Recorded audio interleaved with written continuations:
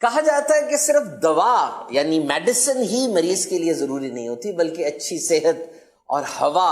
تیمارداری، کسی کی کوئی اچھی گفتگو، حوصلہ افزائی، مسکراہٹ اس مریض کو تازہ دم کر دیتی ہے۔ تیمارداری کے حوالے سے دیکھا گیا کہ عام طور پہ کچھ لوگ ایسے ہوتے ہیں کہ جب ڈاکٹر کو دیکھتے ہیں فوراً مریض بن جاتے ہیں، اور جب مریض کو دیکھتے ہیں فوراً ڈاکٹر بن جاتے ہیں، اپنے تجربات شیئر کرنا شروع کر دیتے ہیں اور ایسی باتیں کرتے ہیں جو کہ مریض کو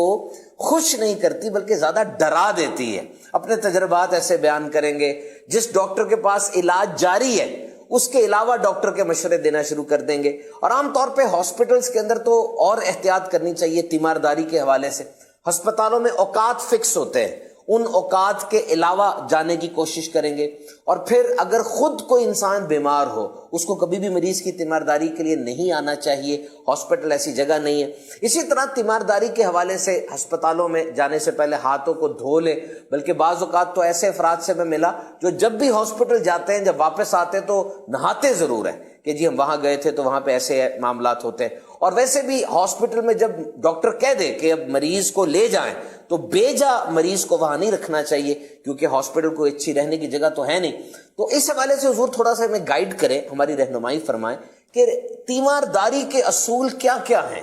کیا تیمارداری کرنی چاہیے، اور اگر کرنی چاہیے تو کس انداز سے کرنی چاہیے کہ ہماری وجہ سے اس مریض کو بھی فائدہ ہو۔ ماشاءاللہ، ابھی عیادت کے فضائل تو بیان ہوئے کچھ، تو مریض کو ایسی بات نہ کہی یا جس سے اس کی تشویش میں اضافہ ہو، بلکہ اس کو اللہ کی رحمت کی طرف متوجہ کیا جائے، اور چہرہ بھی ایسا نہ بنایا جائے کہ مریض یوں سمجھے کہ میرا کوئی مرض گمبھیر ہے، جبھی تو یہ ایک دم تشویش میں پڑ گیا ہے دیکھنے والا، بلکہ اس کو موقع کی مناسبت سے بھلے اس کے اپنے چہرے پر غم کے آثار پیدا کرے، موقع کی مناسبت سے ضرورت ہو تو، ورنہ مسکرا کر اس کو تسلی دے، پیار دے، اس کو شفقت دے، اور امید افزا باتیں بتائے، جیسے کہ بھائی ہم نے تو دیکھا ہے کہ کینسر کے مریض بھی ٹھیک ہو گئے، آپ کا تو مرض بھی یہ نہیں ہے بلکہ فلاں ہے، جبکہ مریض کو وہ پتہ ہو آپ کا تو فلاں، آپ کو تو ٹی بی ہے نا، تو ٹی بی تو کلیئر ہو جاتی ہے، میں کیا گھبرا گیا، ہم نے تو کینسر کے مریض کلیئر ہوتے دیکھے، کینسر سے زیادہ خطرناک ہے، جبکہ دیکھے ہو جھوٹ نہیں بولنا ہے، سمجھے؟ تو ہوتے ہیں بعض کینسر کے مریض کلیئر ہو جاتے ہیں، مجھے پتہ ہے۔ تعویذات کا اپنا جو بستہ ہے دعوت اسلامی کا، اس سے بھی تعویذات کے ذریعے بھی بعضوں کو کینسر ٹھیک ہوئے ہیں، الحمدللہ اس کی اطلاعات ہیں۔ تو اس طرح مطلب کوئی اس کو حوصلہ دلانے کی بات کرنی ہے، یہ نہیں کہ ہلتی ہوئی دیواروں کو اور ایک دھکا اور دو، نہ ہلتی ہوئی دیواروں کو ایک دھکا اور دو کہ وہ ہل رہی ہے تو گری جائے، بلکہ ہلتی ہوئی دیوار کو مضبوط کرنا ہے، محتاط رہنا ہے۔ پھر یہ کہ اچھی عیادت وہ ہے کہ جس میں کم دیر لگے، جلدی اٹھ کر آ جائے۔ اب جیسا مریض، اگر مریض چاہتا ہے کہ آپ اس کے بعد بیٹھے رہیں کہ لقاء خلیل شفاء علیل، محاورہ ہے، لقاء خلیل شفاء علیل، یعنی خلیل یعنی دوست، لقاء مانے زیارت، دیدار، دوست کو دیکھنا،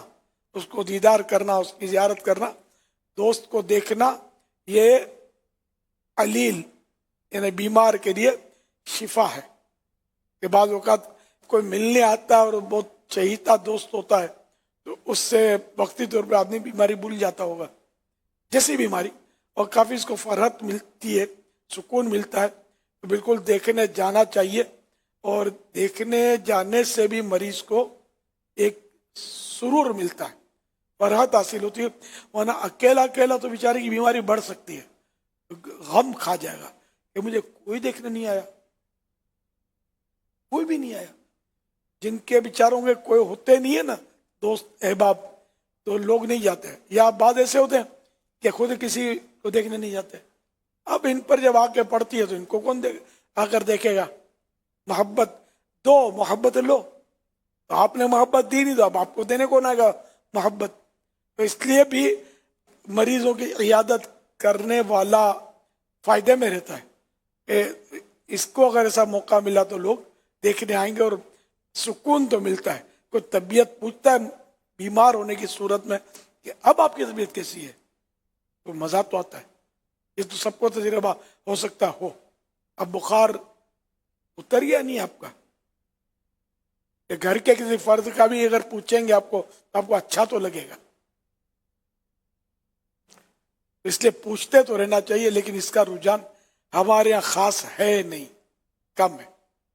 ہونا چاہیے. ہاں رسمی طور پہ پوچھتے ہیں کیا حال ہے اور کیا حال ہے, ہاں بھائی سناؤ گھر میں سب ٹھیک ہے, باقی سب خیریت ہے. کچھ دیر کے بعد اب کچھ ہوتا نہیں ہے پھر بولیں گے اور سب ٹھیک ہے نا. اب اگر اتنی ہمدردی کو کرے اور مریض اگر فائل نکالے اپنی ایکس رے کی, لیبورٹری ٹیسٹ کی رپورٹیں, مرض کی تفصیلات, دواؤں کی تفصیلات, اور اس کو دکھا دیں. اب یہ آپ سنانا شروع کر دیں, یوں بھی ہے, یہ بھی ہے, ادھر بھی درد ہوتا ہے, ادھر بھی ٹیس اٹھتی ہے, رات کو نیند نہیں آتی, آنکھ چونک کے کھل جاتی ہے اگر آتی بھی ہے تو یوں بہت تکلیف میں ہوں, سر بھی گھومتا رہتا ہے میرا, گھٹنوں کا درد چھوڑتا نہیں ہے, کھانا ہضم نہیں ہوتا. اگر یہ تفصیلات شروع کر دے مریض تو شاید یہ پوچھنے والا ہاں رستہ بھول جائے. جو رسمی پوچھتے یوں رسمی پوچھنا بھی مناسب نہیں ہوتا, دل سے پوچھے آدمی کہ واقعی اس سے ہمدردی ہے تو پوچھے, ورنہ موقع کی مناسبت سے ترکیب بنائے. واللہ تعالی اعلم ورسولہ اعلم عز وجل وصلی اللہ تعالی علیہ وآلہ وسلم. ویسے اس موقع پر اس بات کی بہت ضرورت ہوتی ہے کہ بعض لوگ جو کام کرتے ہیں سیٹ کے پاس, اب سیٹ سے اجازت لے کر ہی گئے کہ گھر میں کچھ سلسلہ ہے, امید ہے اور کچھ ڈلیوری کا معاملہ ہے, تو اس طرح کی کچھ ایسے ایمرجنسی کیسز بھی ہوتے ہیں. تو ہمارے ساتھ جو رہنے والے ہوں, جو کام کرنے والے ہوں, اگر اللہ پاک نے نوازا ہو تو اس معاملے میں اس وقت کسی کی مدد کر دینا یا ان کا خیال کرنا, یہ اس شخص کو تعلق بہت مضبوط کر دیتا ہے. غریبوں کو یہ پوچھ لیتے ہیں نا, ہاں بھائی کوئی ضرورت ہو تو بول دینا, گھبرانا نہیں, بول دینا. اب وہ بیچارہ مروت کے بارے میں کیا بولے گا کہ ڈاکٹر نے 3500 روپے کی دوائیں لکھ دی ہیں, گھر میں پوچھا تو بڑی مشکل سے 2000 جمع ہوئے ہیں, 1500 کم ہیں. یہ بولے کیسے کہ سیٹ صاحب آپ اب روز پوچھتے ہی رہو گے یا کبھی جیب میں ہاتھ بھی ڈالو گے. تو اگر کوئی ایسا ہو نا اپنے کو لگے کہ یہ حقدار ہے اور بیچارہ مطلب تنگ دست ہے یا کمزور ہے مالیت پر, تو پھر پوچھنا مناسب, یعنی ایسے ہی ہے بس پوچھنا, بس دے اس کو کچھ نکال لیا تحفے کے طور پہ, گفٹ, تو کام آ جائے گا اس کو. باقی یہ ایک تعداد ہے, ہم لوگ بس پوچھتے ہیں, گھبرانا نہیں ہے, میں بیٹھا ہوں, پھر وہ بول دینا. کوئی ضرورت تو نہیں ہے, کوئی ضرورت ہو تو بول دینا, اس کے بجائے دے دیا جائے اگر آپ کو واقعی مدد کرنی ہے تو. صلو علی الحبیب صلی صلی اللہ اللہ تعالی علیہ علی محمد. محمد صلی اللہ علیہ وآلہ وسلم.